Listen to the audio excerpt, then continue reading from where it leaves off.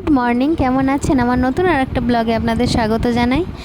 এখানে মাম্মাম সবে উঠলো, এখন 9টা বাজে, আর বিছনাও গোছানো হয়নি, আজকে স্কুলেও যায়নি।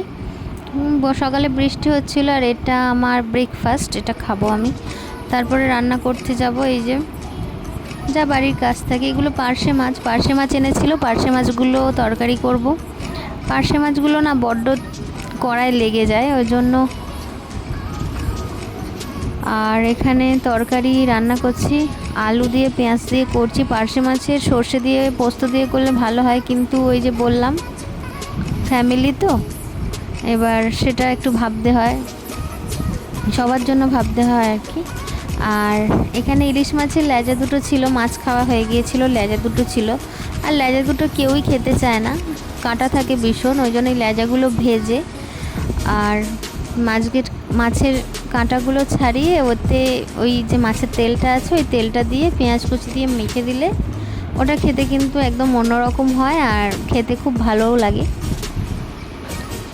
তো ইলিশ মাছের লেজা যাকেই দেওয়া হয় তারই দেখে একটু মনক্ষুণ্ণ হয়, তো দরকার নেই কারোর খাওয়ার। মাছগুলো খাওয়া হয়ে গেছে, আর লেজাগুলো ছিল, এইভাবে বানিয়ে নিলাম।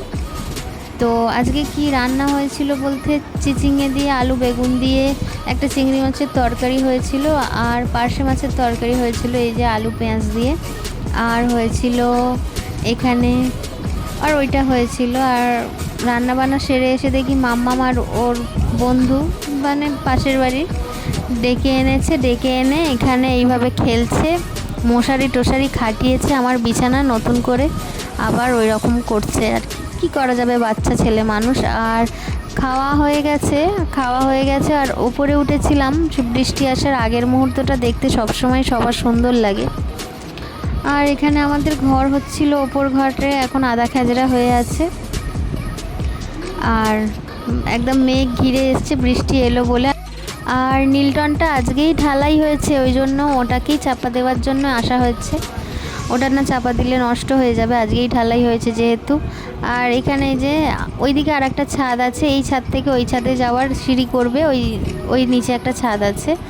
আর সবাই যে যার কাজ করছে, আর ও নিজের মতো যেমন পারে অন্যায় করে যাচ্ছে। যেহেতু জল জমেছে, ওই জলগুলো ঘাঁটছে, ওই যে জুতোগুলো ভাসিয়ে দিয়েছে জলের মধ্যে। বৃষ্টি এসেও গেছে, নিচে যাব। আর রাত্রিবেলা ডিনারে ছিল ডিমের ঝোল, আম কেটেছিলাম, আর রুটি। টাটা, সবাই ভালো থাকবেন, সুস্থ থাকবেন, টাটা।